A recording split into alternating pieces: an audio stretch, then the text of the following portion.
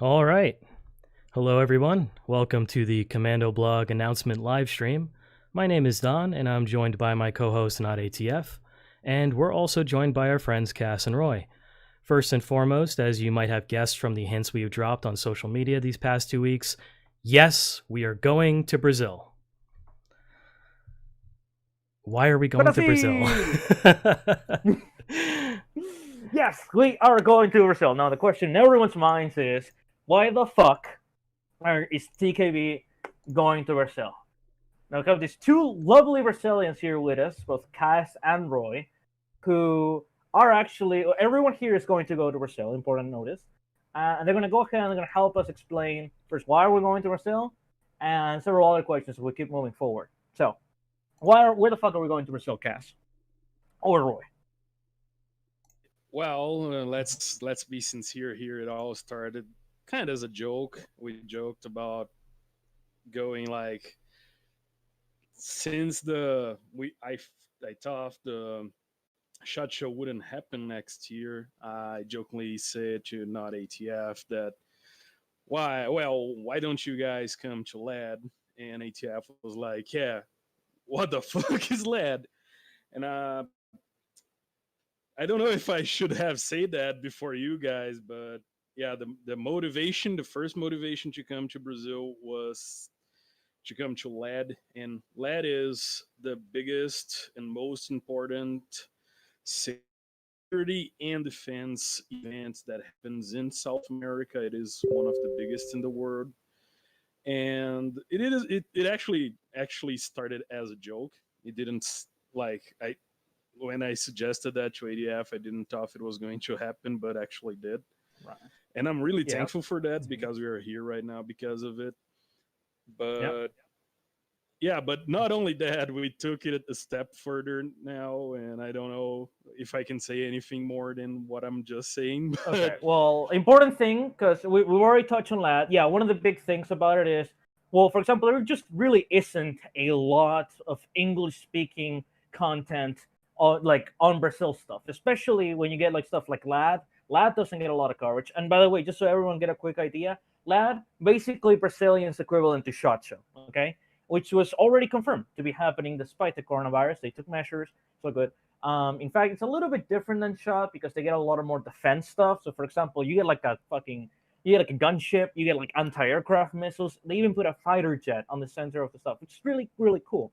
And however, we noticed that there just really isn't a lot of content for that, and also especially with interviews with a lot of Brazilian special operations groups. Now, thankfully, both of the Brazilians we got today, they themselves have military and police contacts that we could take advantage and actually start organizing stuff. And we realized we can actually do a lot of tours in a lot of these facilities and actually meet with a lot of these top level guys. And we even got ourselves a really good contact, which I can't exactly say who it is. However, he is setting us up with interviews with both Gate and Bope, which is fucking mind blowing.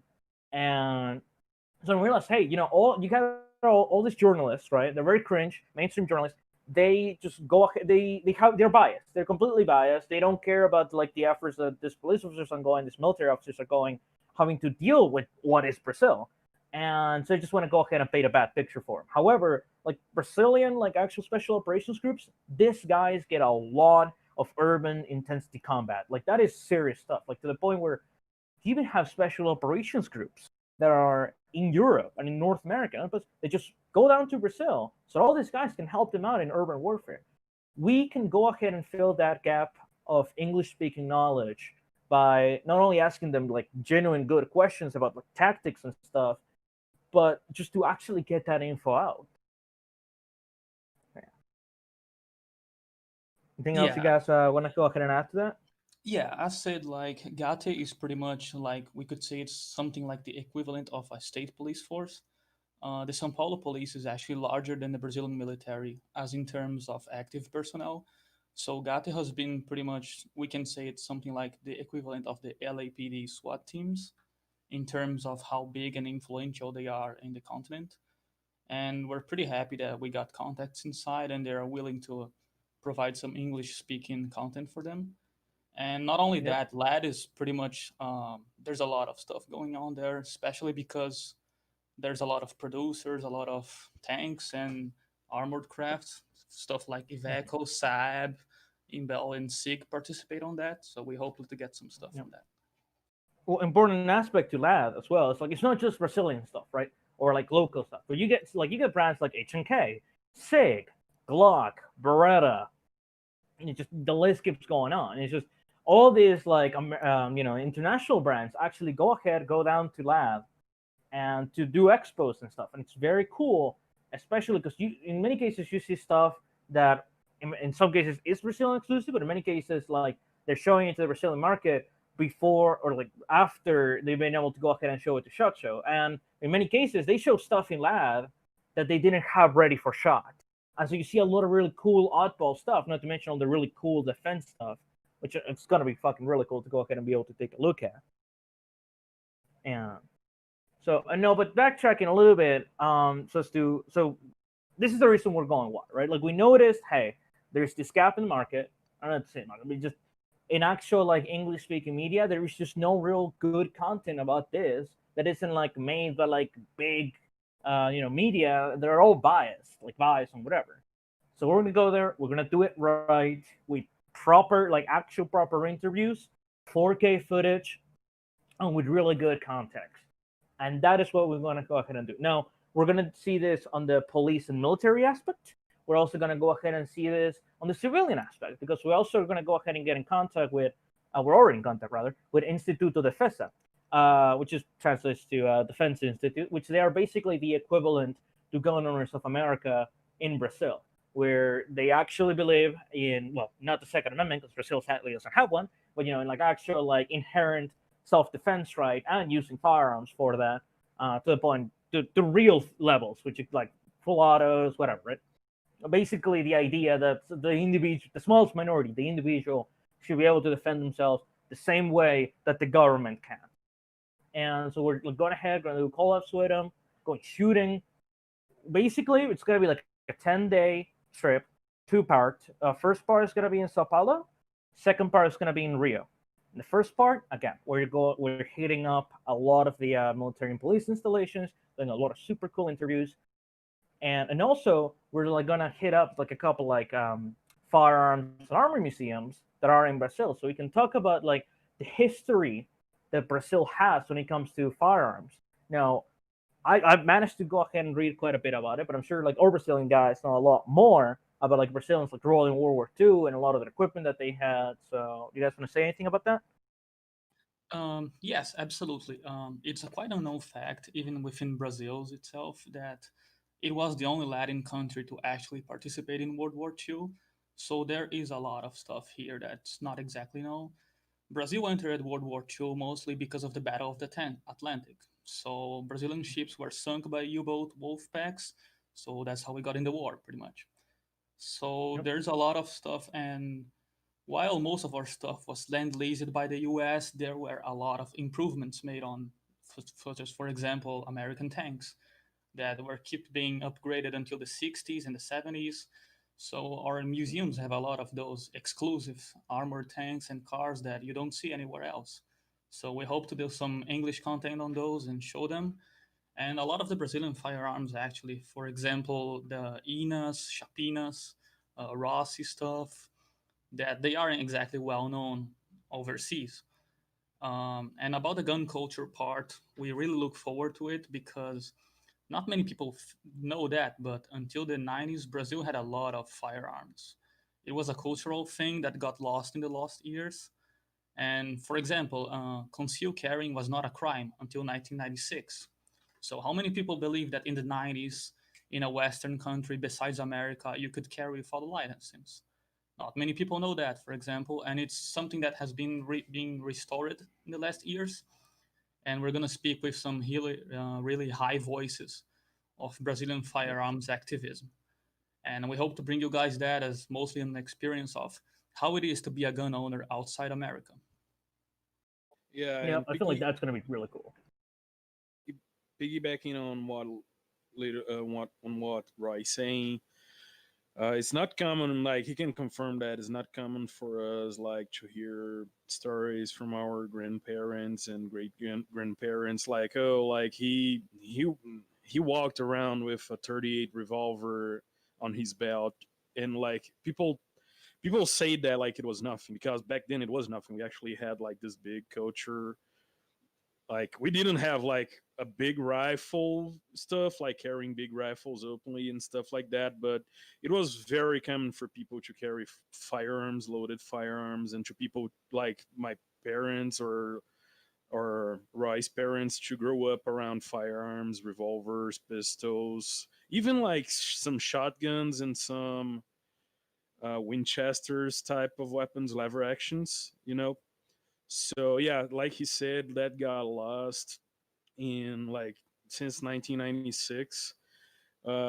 It's quite well known that we lived for 16 years under a leftist style of government that took away a lot of our freedoms, and some of these freedoms got lost in this time. And we are like, now that we have Bolsonaro and stuff, not saying like that I fully support the guy, but he like the movement that he started with his politics and stuff, like it really is like trying to relieve that uh that old time feeling of owning guns and stuff like that. And we can actually see that even up, like even if you look at lad, like if you look at lad 3 years ago, and if you look at lad like in like next year's lad, because this year, because of the pandemic and stuff like that, the lad didn't happen. But if you look like in the 2021 lad that we are going to we're going to attend, like you see sig coming in, you see Steyr coming in, you see a lot more gun companies and like tactical equipment companies, things like that, getting interest in our market. Because one also great thing that Bolsonaro did, not like not him exactly did, but his politics kind of put it out there, it is that we are breaking the Taros slash CBC monopoly. And by breaking this monopoly, we're inviting a lot of foreign gun companies to come in. Like we are, like as ATF said, we are visiting Gate next year during the trip, and Gate recently made a huge buy out of FN Herstal to buy. They bought like a great amount of Scar Ls and Scar 8s, and then like until like not much ago, they were running still with FALs made by Inbel, and way back in the 80s when they were starting to be something in the 80s, in the 90s, they were still running M16A1s. So like they are going back to this, the the Olympics and the World Cup in 2014 and 2016 helped that a lot, because a lot of our special operations got modernized. Tier 1 Army and Navy Special Forces got HK 46 and 416s and 417s.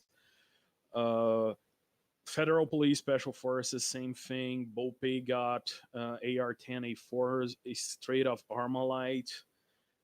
Same thing goes for Gate and Koei, which are like the tier 1 special forces for the Sao Paulo State Police. So you see this change going in about like our culture and how we perceive like these weapons, because for a long time everything that we had and everything that we saw around here was either like old Smith and Wesson stuff that came in like the 60s, the 50s, the 70s, during a time where like everything was different. And in the like from the mid 90s to, I mean, like 2017, 2018, almost everything we saw was Taros pistols and revolvers and Inbel's pistols. Like this is changing right now, even though like it is a small change, small and slow change. We see that happening. Like if we go visit some of the bigger gun shops here, you going to see like they doing pre-orders for 6 hours for some IMI stuff, some Smith and Wesson stuff, some stuff that comes from outside. Even I think it is Rex, the pistol manufacturer from Slovakia. I'm not sure. I always mistake the two. They are opening a factory here in Brazil. Not anywhere near we are going. I would love to visit, but they are doing that. And 6 Hour actually is trying to make their negotiating some sort of joint venture with Inbel to manufacture stuff here. So the future looks, not gonna lie, the future looks actually pretty promising in our gun manufacturing capabilities and our gun culture and stuff like that. Yeah, should I say that all those changes that we had in the 90s to the early 2000s not only impacted gun culture, but also technology itself. We had restrictions on importations and a lot of stuff. So basically, just imagine if you as an American or Canadian, European, whatever, just imagine that if you go to a gun store and you can only find one brand of ammunition in the shelves. That's how it was pretty much. So this is a change that's going on. There's a lot of work to be done. For example, there's a lot of taxations on firearms and ammunitions. 60% of everything you buy is taxes when it's related to firearms. So this is a slow change, but we're happy to see it. Yep. Backtracking a little bit more, it's like basically, yeah, we're going to Brazil for more or less 10 days. We're doing Sao Paulo and we're doing Rio. Trying to go ahead, and for people who may have just now tuned in, that's to be released. We're going to Brazil. It's going to be great. It's going to be exciting. We're going to do a lot of interviews. We're going to do a lot of like actual gun reviews, like both like actual like local firearms and some like more like modern ones, and also like the historical ones. Some historicals we may not be able to shoot, but whichever ones we can actually go ahead and get to put some rounds on, it's going to be great. Same goes for like Brazilian armored vehicles. And honestly, be able to go ahead and get like 4K footage of like Brazilian special operations groups as they're like doing training, as they're like doing a presentation, they're like also like helping us out, like learn and like actually getting all that information out into the English speaking community. It's going to be really, really cool. So, yep, it's gonna be great. Anything else you guys want to go ahead and add to that? Oh yeah, and hopefully you guys can escape from Brazil afterwards. yeah, it's like no, stuck in Brazil. You can go to Brazil, but you can't come out of Brazil. It's like Yeah, it's just like the zone. yeah, it's just the zone. I think this is gonna be mad. I think this is gonna be like something. It's gonna be basically like a documentary, and oh yeah, this is important aspect, right? How are all episodes gonna go ahead and be set up? Basically, we're gonna have like two different styles and two different types of videos. On one end, which is the ones that we're gonna be releasing the fastest and like soonest, we're gonna have like more traditional style videos. For example, we're interviewing a guy from Gate or a guy from Bope, and we have like it's gonna be me, Don, or one of our two guys, and like Cass or Roy, and then we're gonna have a camera, whatever. And then, so typical video interview, blah blah blah, maybe some shooting footage. Okay, then finish, upload it. Now, as we're doing that, and a lot of those videos are actually going to come out. Ideally, are actually going to be able to come out while we're still in Brazil. So we may film one day, and then have editors work on that while we're still filming other footage the day after. And so we're going to have that. It's going to be like interviews. It's going to be like reviews. It's going to be again like historical and modern and all that stuff. One end now. On the other end, what we're also going to have, which I think it's going to be really, really fun, really, really cool, is that we're also going to go ahead and do like a little, basically like a mini documentary series on like our entire experience, like the Brazil experience. For me and Don, Don has never been to Brazil. I've been once, so I've never been to Sao Paulo. So I think it's going to be really, really go ahead and cool. For example, we're out shooting at a range, right? We're just there having fun with the guys. We're like just visiting Brazil, visiting the Cristo Redentor. We're taking Sopo, by the way. So, that's going to be a lot of fun. And yeah, like we're going to have that. And once we're done with the entire trip, at the very end, we're just going to go ahead and like start working on like all those episodes for the blog. the focus on this is not going to be the blog necessarily, but it's going to be like all the other episodes of getting all that important content out. We're going to put it on playlists so that it's not all just like thrown out, and that's going to be really, really sick. Yeah, it's going to be an experience for sure. Yeah, I think so. Yeah, and Now, like just completing that, like ATF was saying, like it is going to be like a great adventure even for people like me and Roy that we lived here our whole lives. I've been outside Brazil for like for tourism and stuff like that, but I mean, like I lived my whole life in here, and even for me, this trip, this adventure is going to be like something very out of the ordinary. We cannot talk too deep about it, but we are talking with some people that, let's put it like this: if I worked for CNN or if I worked for BBC or if I worked for Reuters, I don't think I would have the same context that I was fortunate enough for us to get for this trip. I don't know if the person is watching, but if the person is watching, I would like to thank you deeply, sir, because this is a great opportunity for everyone here, especially for the guys from outside. I know you love these guys, but also it is for the people that is from Brazil, that is me and Roy. And damn, like you don't see like the content we are going to produce. You would be hard pressed to see even here in Brazil, and especially like during it was a thing that when we were researching who we were going to talk about and what we were going to do, I got really saddened by how our police, especially Bope and Gate and Koe, these guys, they're every day in the streets. They are not like your beat cop. These guys, every time they're out there, they are out there getting shot at. Rio's police gets I don't know in the last years, but there were years where the average they would lose like 8 agents a day, like every day of the year.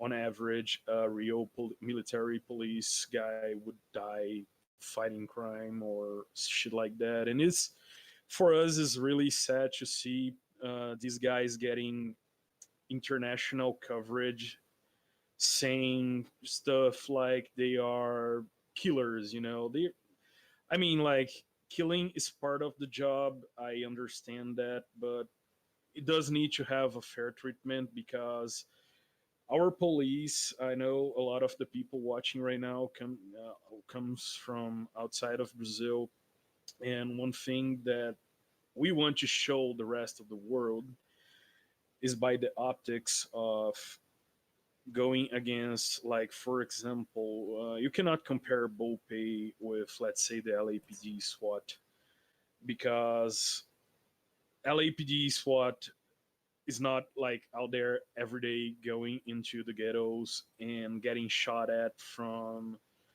a very favorable position from the other side, and like going into these places where no cop can come and can go in, only like the specialized guys, and they take casualties in that, and it is not the same. It is not the same context as it is in the rest of the world.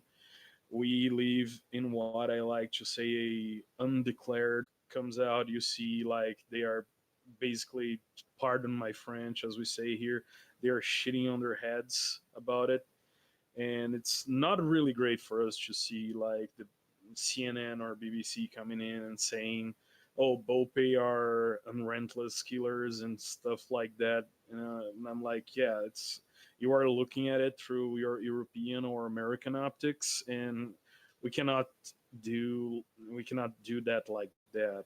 We have different aspects to our police and military stuff. We are piggybacking off that. We are actually visiting some military battalions that fought in Rio's favelas because I know the guys, and they are willing to give us some interviews. And just so you guys can imagine that we have to put the army in the favelas to fight this war. And sometimes even the army get casualties. We got our first combat casualty since World War II was actually inside a favela, and it is not an easy job. It's not your ordinary policing. It is not your ordinary everyday patrolling. Sometimes it is, but the guys we are interviewing is not, and it is. It'll be like an amazing. I like, of course, I'm biased to say that it'll be an amazing adventure and opportunity for everyone to watch what we have planned for you guys. Yeah. I'd like to add that like a lot of Brazilian military and police, they all have targets on their backs. Like there are actual bounties that are just put out. It's like, hey, if you kill cops, like by a lot of the narcos that are behind the favela gangs, and it's like, hey, you kill a cop, you get a free motorcycle. Hey, you kill an officer, you get like a really nice car. A lot of people seem to think that like the favelas are extremely filled with poverty, and that it's both half true and half wrong. The thing is, like, yes, the favelas are extremely impoverished. However, they are literal billions of dollars from drug money that are just being funneled into the favelas thanks to the drug trade. And those are billions and billions of dollars that are just going to all these cartels to fund those military operations. Like inside the favelas, they have like actual clean G3s, FALs, ARs. They even have like 50 cals on the really hard places on them. And this is like in the favela where like it's peak urban warfare. Like everywhere around you could get shot by a place you didn't see. And it takes some tough motherfuckers to be able to go in, even as a team, to be able to go in and start clearing house. All right. A lot of international journalists are like, oh my God, it's so sad. There's like whatever that they have this special operations groups going into the favelas to deal with criminals. First, that's extremely naive and biased, okay, because favela, like crime in Brazil, kills literally tens of thousands of people every year. And and if you don't have these special operations groups, nobody else is gonna do it. You're not gonna have your average fucking mall cop with just a Glock on his hip and that's it. Like go in to deal with guys who are wearing full body armor, full auto firearms, and battle rifles, and like even belt sets. Like you need a special operations group, and even those guys take casualties. Even like Kara said, the military takes fucking casualties.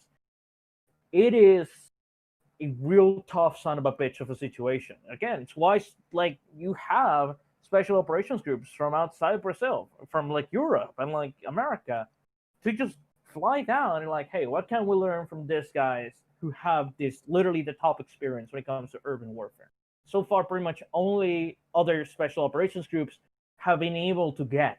We want to grab that knowledge. I want to put that into everyone's hand. If you speak English and you wish to Kommando blog, you're gonna get the same fucking knowledge as all these other guys, like all the special operations groups, are getting by flying to Brazil. We want to provide that to you. Yeah, and let me add like this. Let's not be.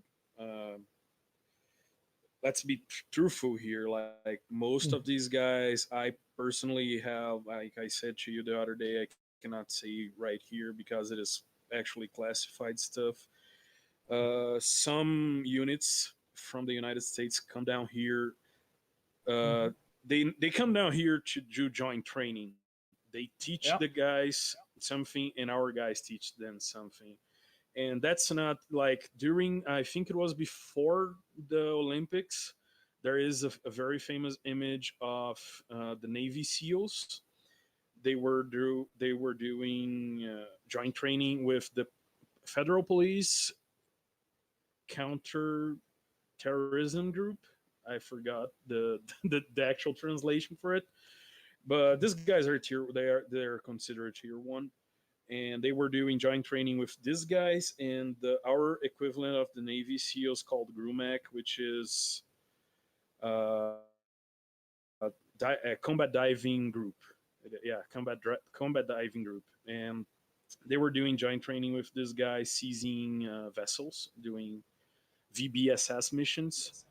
And that's not a thing that happened only for the Olympics. That things that happens pretty much every year. and like we have, this one I can say like one of the experience Gates have is with the French Special Operations Group Raid, and damn, like we all know Raid, right? Raid are Yep. great guys. They are very well trained, and they come down here to do joint training with Bope and Gate and these guys, because these guys are every day on the front line of crime fighting here in Brazil. And as we are saying, crime fighting here in Brazil is not your simply police patrolling where like a cop with a Glock. They actually don't have Glocks. We have power here, horrible for them.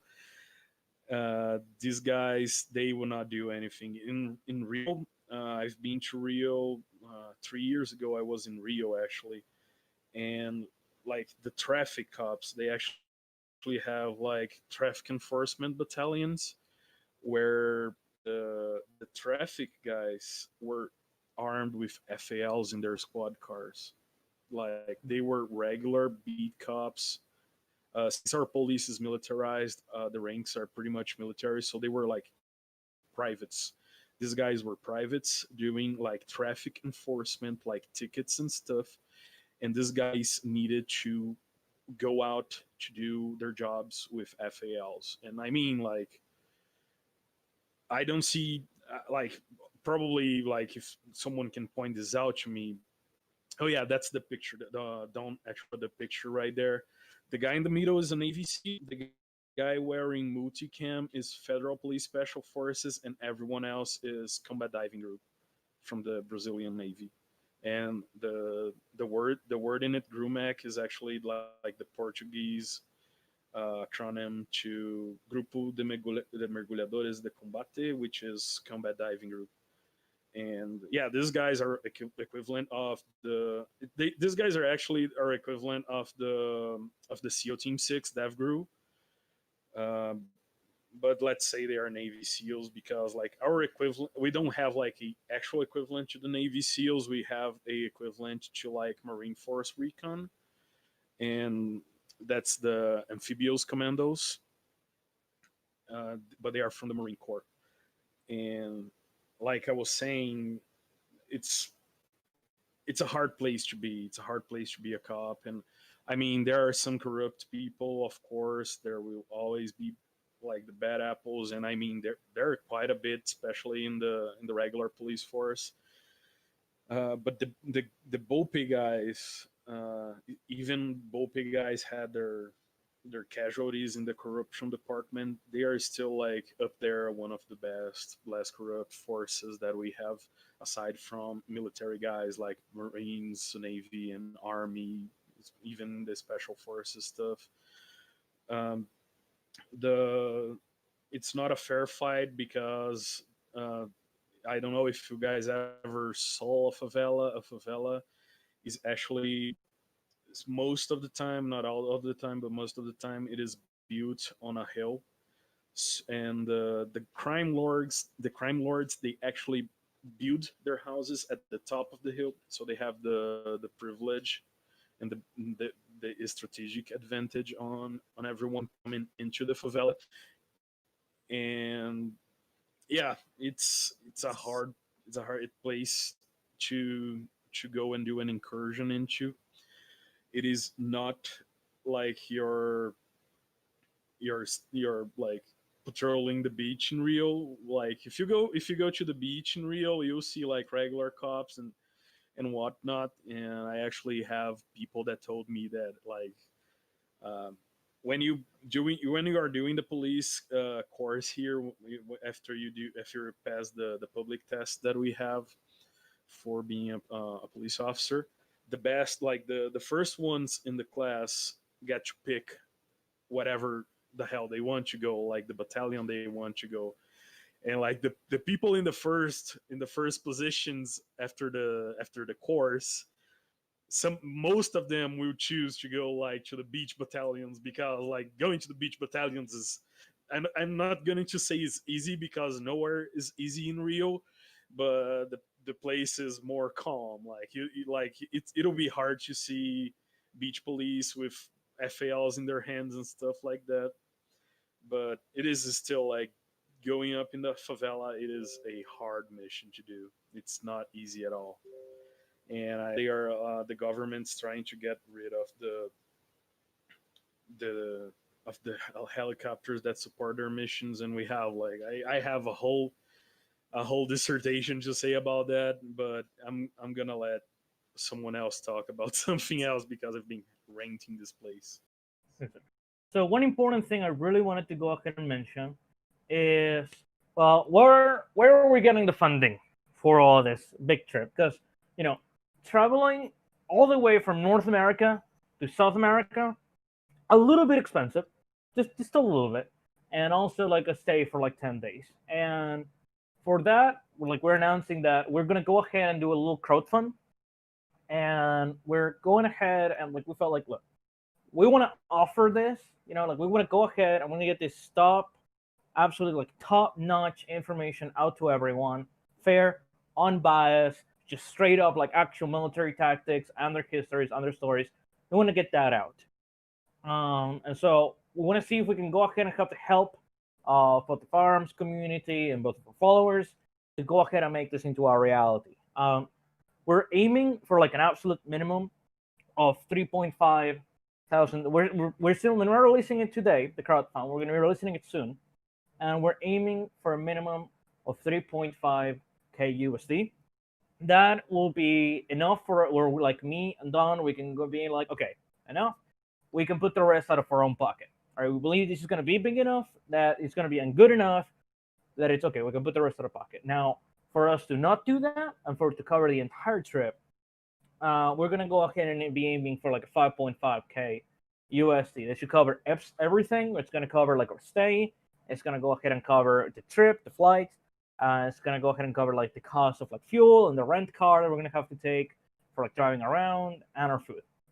We could sleep on a favela, so to save on like stay costs, but ideally, I mean, we may get some really cool live leak footage, but ideally I'd rather not have to like sleep with one eye open, clutching on a firearm to make sure I don't get killed.